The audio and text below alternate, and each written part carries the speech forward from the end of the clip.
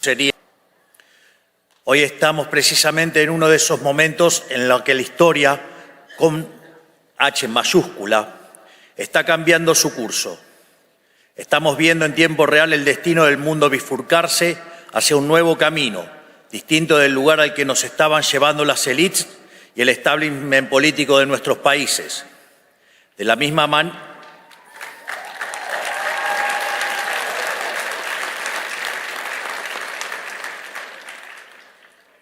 manera que en la década del 30 se podía vislumbrar que la llama de la libertad se estaba apagando y que comenzaba un nuevo cambio de servidumbre para la humanidad, hoy finalmente podemos decir que la era del Estado omnipresente ha terminado.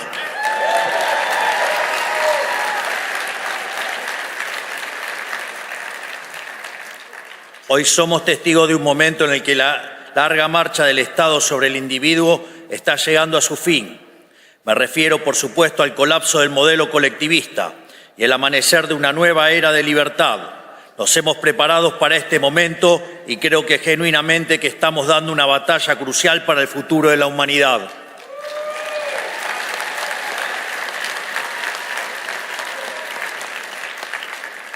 Pero como siempre digo, solo se puede obrar de forma eficaz si el diagnóstico desde el que uno parte es el correcto. Hay que entender dónde estamos parados y a qué nos enfrentamos para poder saber cómo llegar a donde queremos.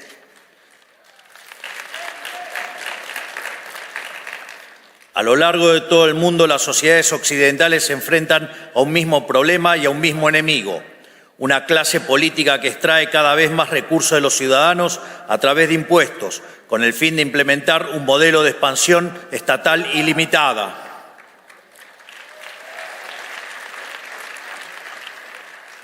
Una clase política con complejo de Dios que pretende regular cada aspecto de la vida de la gente, haciendo honor a una de las máximas del fascismo de Benito Mussolini: dentro del Estado todo, fuera del Estado nada y nada contra el Estado. Hemos llamado a esta clase política el Partido del Estado, una casta extendida cuyos miembros, más allá de diferencias superficiales, comparten la idea fundamental del avance del Estado sobre la sociedad. Son todos aquellos que por interés económico o convicción ideológica o incluso cierto idealismo ingenuo trabajan para los intereses del Estado. Los medios de comunicación tradicionales o ligas y media, la oligarquía sindical, los empresarios prebendarios, los burócratas permanentes no electos y en consecuencia intrínsecamente irresponsables, las organizaciones mal llamadas no gubernamentales que hacen el trabajo sucio de los políticos, las instituciones académicas que proveen el marco teórico para la expansión estatal, los organismos supranacionales y todos los que de alguna manera pertenecen a la gran secta del colectivismo mundial.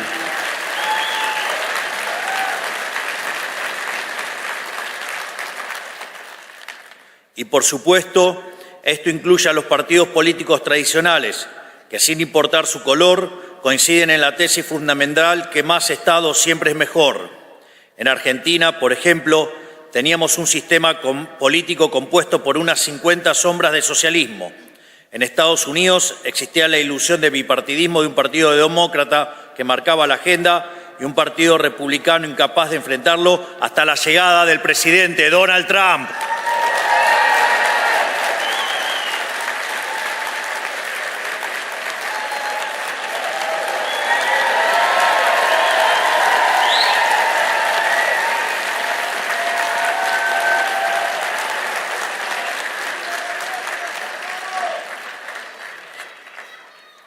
¡Viva! Curiosamente, el mío lo van a tener que esperar hasta el final. Curiosamente, el presidente Trump es un outsider, igual que yo, porque la tarea que tenemos por delante, el desafío que tenemos por delante, no es para políticos tradicionales que han vivido toda su vida del sistema. Es para gente que no le debe nada a nadie, que no está comprometida por los vicios del sistema y que sabe que es más importante el cambio que el poder por el poder mismo.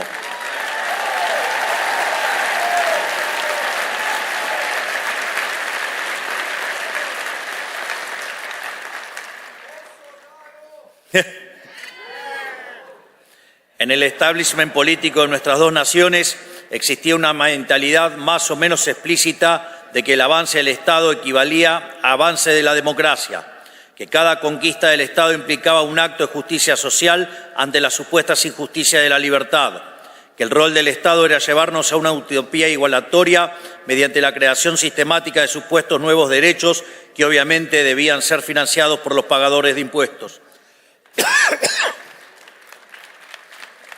Es justamente en el centro de este esquema que se encuentran los políticos, los principales beneficiarios de este modelo de expansión ilimitada del Estado, esos que hacen de vivir de otros por la fuerza un estilo de vida, depositarios de poderes y privilegios que serán la envidia de cualquier monarca de la historia.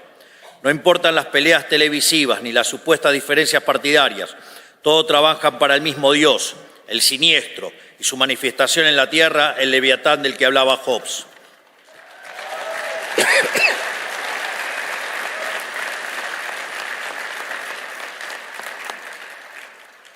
Por eso, salvando algunas particularidades propias de cada nación, todos los que estamos aquí tenemos una misma misión: quitar el poder al partido del Estado y devolvérselo a la sociedad.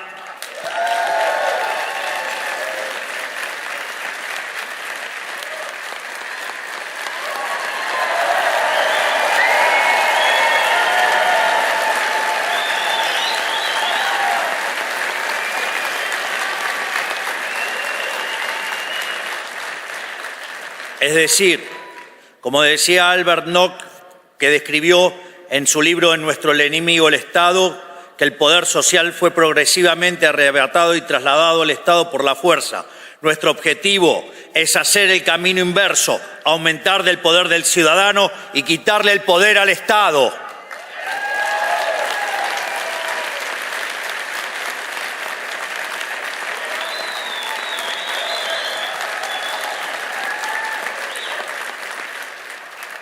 Por su... ¡Afuera!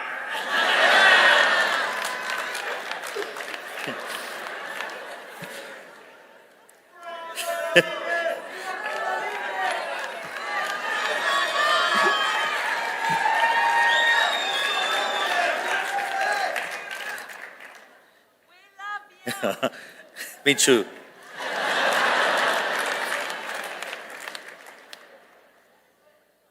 Sorry. She's my girlfriend.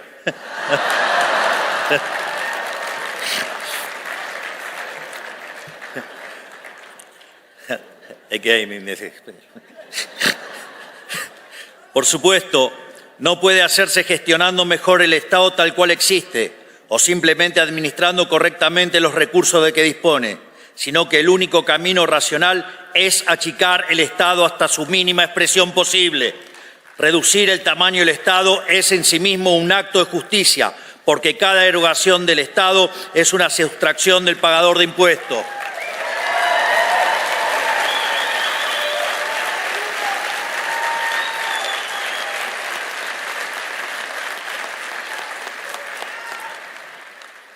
Desde nuestro punto de vista, el único Estado aceptable es el Estado más chico posible para devolverle al ciudadano lo que es suyo.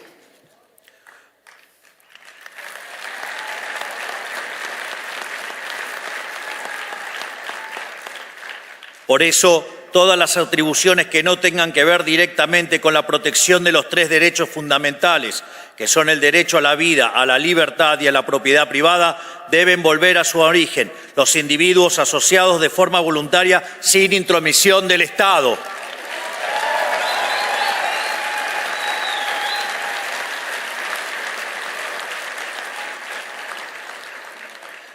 Esto debe ser así porque, a diferencia de la economía, el poder es un juego de suma cero. Todo el poder que tenga el Estado necesariamente no puede obtenerlo al mismo tiempo la sociedad.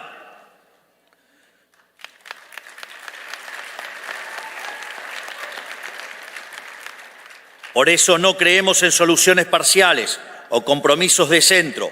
Sabemos que hacer las cosas a medias es una invitación al regreso del Estado, que como un cáncer metastásico solo sabe expandirse y debe ser obligado activamente a retroceder. No sirve intentar alcanzar un justo medio. Todo lo que exceda su función esencial debe ser definitivamente quitado de su órbita o más temprano que tarde volverá a usurpar lo que no le pertenece.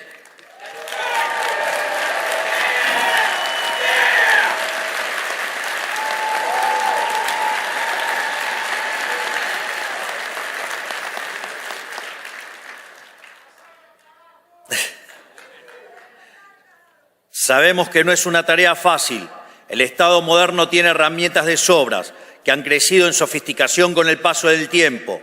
No estamos hablando de un Estado obvio como el fascista o el comunista, sino de un Estado sutil e insidioso que avanza sobre el individuo a través del arte, de la propaganda y la infiltración cultural.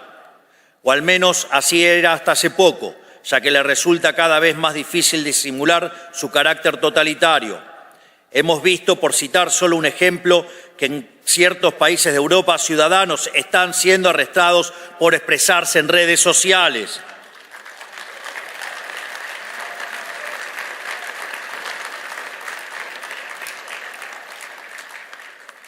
Pero en términos más generales, hablo de la financiación de la academia, incentivando la elaboración de estudios que justifiquen la implementación de políticas públicas intervencionistas y de la compra encubierta de medios de comunicación mediante la pauta pública. Hablo de las múltiples ONGs que viven de nuestros impuestos, de los subsidios a la cultura para producir propaganda. Y aquí en Estados Unidos, por supuesto, el escándalo de USAID, que destinaba millones de dólares de los pagadores de impuestos a financiar desde revistas y canales de televisión a fraudes electorales como en Brasil o gobiernos con aspiraciones discriminatorias como el de Sudáfrica.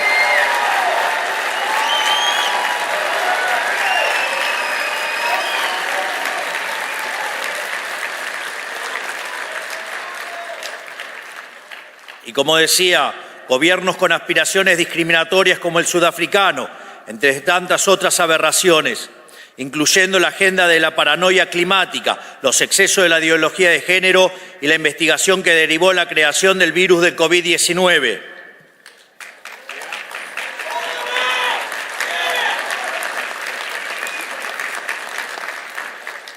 Sin embargo, lo único que realmente logra este mecanismo de bajada de línea globalista es transferir riqueza de la clase baja de un país rico a la clase alta de un país pobre.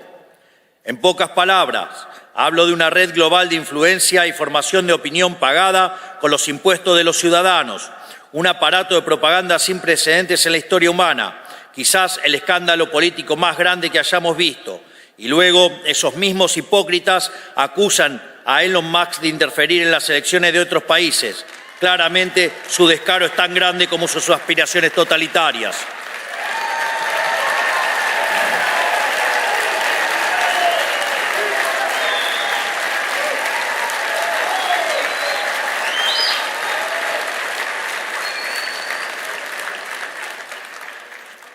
Y si ese nivel de colectivismo en sangre hubiera tenido soluciones, sus apologistas tendrían al menos algo a lo cual aferrarse.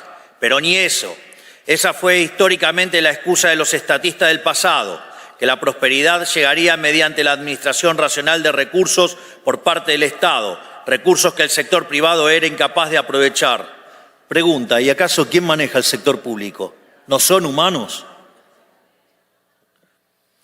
Sin embargo, hemos sido testigos de que a mayor expansión estatal, peor es la calidad de vida de la gente. No por nada Hayek dedicó su último libro a explicar este fenómeno, al cual llamó la fatal arrogancia.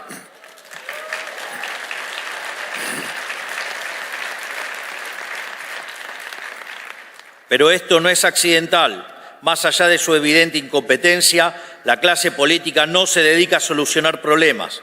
Al fin y al cabo, un problema solucionado es un área de la que el Estado debe retirarse. Al contrario, la clase política se dedica a perpetuar los problemas y así vivir de ellos para siempre. Por eso viven creando problemas nuevos, instalándolos desde sus aparatos de propaganda para luego ofrecer a sí mismos como solución. ¿Y en qué consiste esa solución?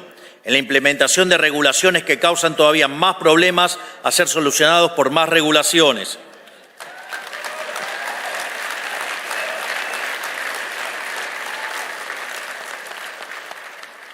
En medicina se usa el término iatrogenia para referirse al daño que sufre un paciente como consecuencia de la atención médica. Podría decirse entonces que el régimen estatista consiste en la iatrogenia como política de Estado, o sea, es el médico que se enriquece a base del deterioro progresivo e intencional de sus pacientes. Con el modelo del Estado presente, el Estado te quiebra las piernas para después venderte las muletas como un sobreprecio y obligarte a agradecerle, y te persigue si no lo haces.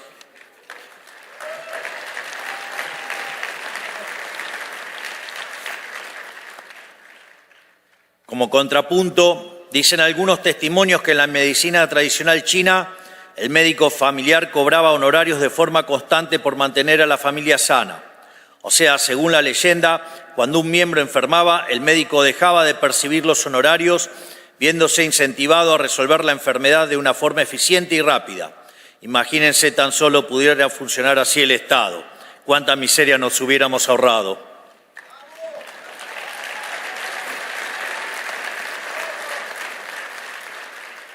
Hoy, a quienes queremos desmantelar este sistema demencial nos llaman antidemocráticos. Pero nuevamente, esta es una tergiversación de las palabras, algo muy propio de la izquierda, para variar. Ellos no le llaman democracia al gobierno del pueblo, sino al paradigma de expansión total estatal ilimitada que ellos mismos administran. Para ellos, la democracia existe si y únicamente si ganan los que ellos quieren, para poder someter a la gente a sus caprichos. Pero cuando la minoría electoral son ellos, la elección de la mayoría pasa a ser autoritarismo. De hecho, muchos de los que nos acusan de antidemocráticos ni siquiera fueron electos. Toman decisiones que afectan a miles de millones de personas alrededor del mundo y, sin embargo, nadie los conoce. No son responsables ante nadie más que sí mismos y no pueden ser echados por el voto popular. Y así y todo vienen a hablarnos de democracia.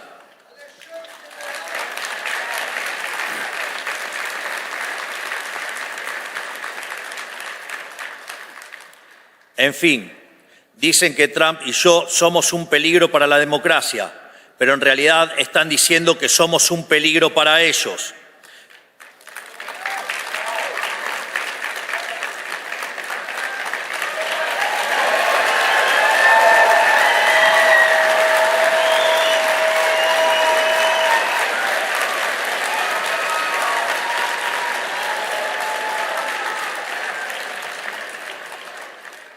Somos un peligro para el partido del Estado, para quienes viven de su expansión ilimitada, para quienes quieren un individuo dependiente y sometido a sus caprichos regulatorios. Y ¿saben qué? Tienen razón, somos su peor pesadilla. Venimos por sus privilegios, habiendo sido elegidos por la mayoría de cada uno de nuestros pueblos, con el mandato claro de quitarles un poder que no les pertenece.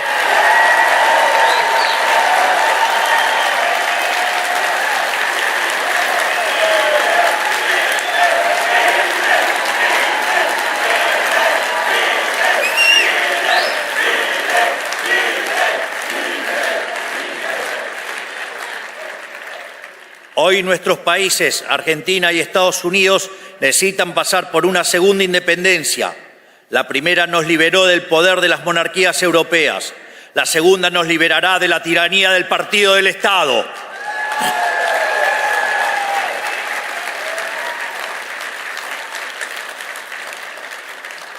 Por eso hemos puesto tanto esfuerzo en identificarlo, porque no se puede luchar contra lo que no se conoce. Y tener un enemigo bien definido es un aspecto fundamental de nuestra batalla cultural. Ahora ya lo conocemos, le hemos ganado en las elecciones y estamos en proceso de desarmar su leviatán, que es una herramienta de opresión perpetua.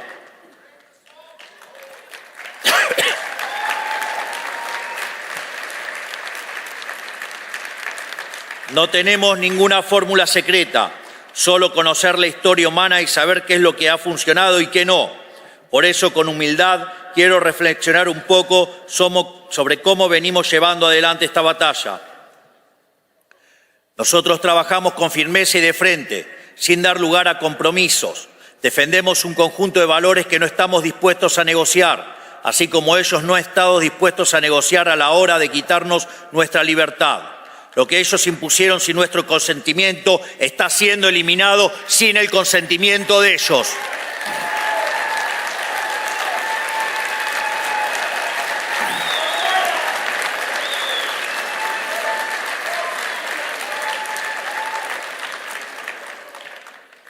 Por eso hemos pasado la motosierra por los sectores y atribuciones del Estado que consideramos superfluos, redundantes, innecesarios o directamente perniciosos para la sociedad.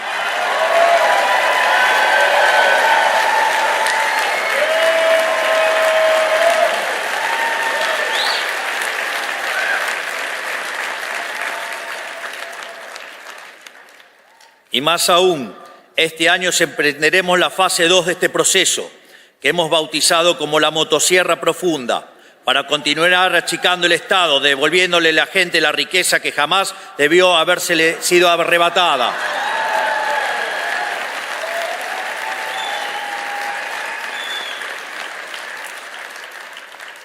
Lo interesante es que este proceso de justicia tiene un correlato político, porque por su naturaleza el partido del Estado se financió históricamente de gasto público mal asignado y de negocios turbios con el Estado. Por eso, achicar el Estado es cortarle la manguera a los clientes del Estado enquistado en él, que ejercían un feroz resistencia al cambio, valiéndose el dinero de los pagadores de impuestos para mantenernos subyugados.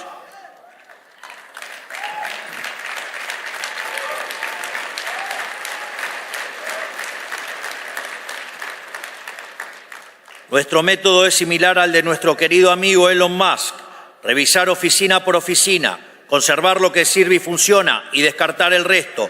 Por eso le obsequié una motosierra. Con nosotros nadie que no pueda justificar el costo de su salario en impuestos está a salvo.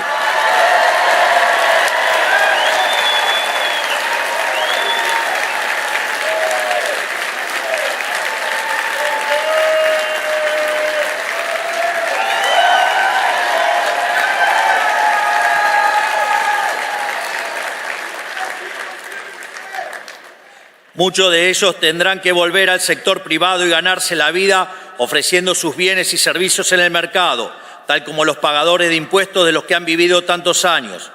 Mi más sentido pésame a los políticos que creyeron que este momento nunca llegaría y no están preparados, porque se van a llevar un baldazo de agua fría.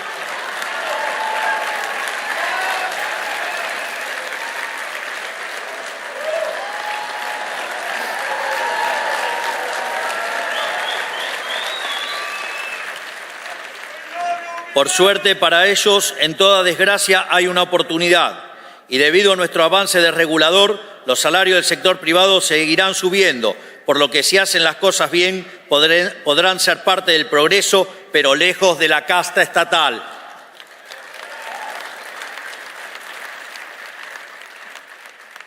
Como ya he dicho, esto no es una tarea sencilla.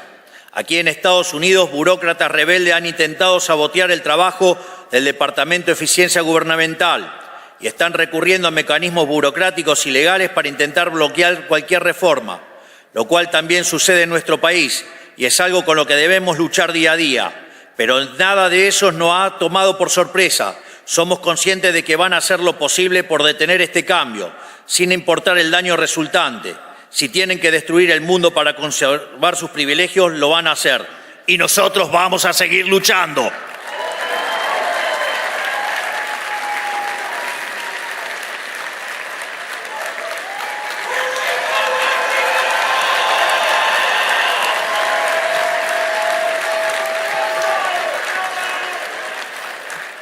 Pero hoy el problema se extiende más allá de las penurias a las cuales el modelo del Estado presente ha sometido a cada una de nuestras naciones individualmente, porque la decadencia de nuestros gobiernos durante la historia reciente a lo largo y a lo ancho de Occidente no solo empobreció material y espiritualmente a nuestros propios ciudadanos, también nos debilitó política, económica, cultural y socialmente ante el enemigo externo.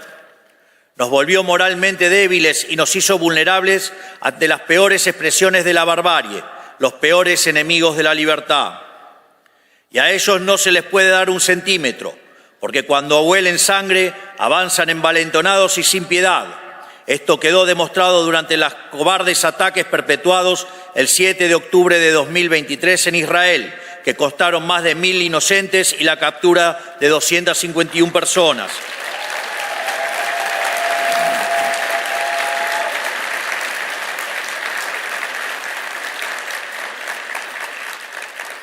Esta semana Israel recibió los cuerpos sin vida de la familia Vivas, que permanecían secuestrados por el régimen terrorista y asesino de Hamas, entre los cuales se encuentra una madre y sus 2 hijos, un niño de 4 años y un bebé de tan solo 9 meses.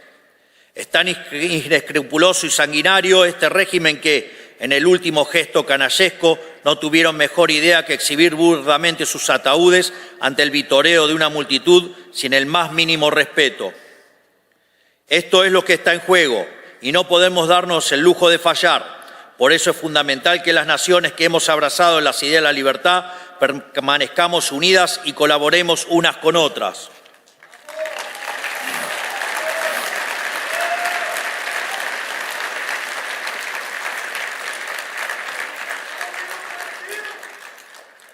Debemos formar una alianza de naciones libres, porque como ya he dicho en otra ocasión, el mal organizado solo puede ser vencido por el bien organizado.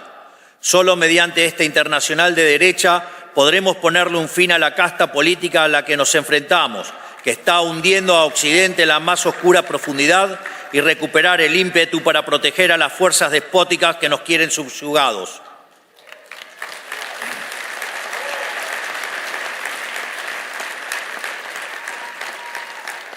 Por eso quiero también aprovechar para anunciar que Argentina quiere ser el primer país del mundo en sumarse a este acuerdo de reciprocidad que pide la administración Trump en materia comercial.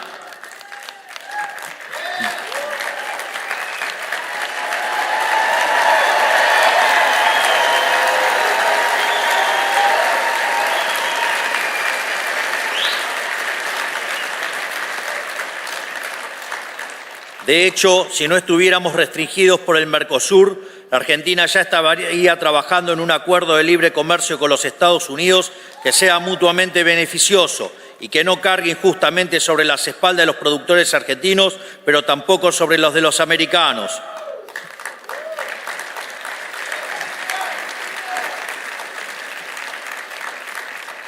Esto es así porque solo trabajando juntos aquellos que queremos construir un mundo libre podremos salir adelante. Solo así podremos salir de la pesadilla del Estado omnipresente y así poder seguir haciendo lo que sabemos hacer como Occidente, poner a prueba los límites de lo posible, confiando en la creatividad de la sociedad y no en la discrecionalidad estéril de los burócratas.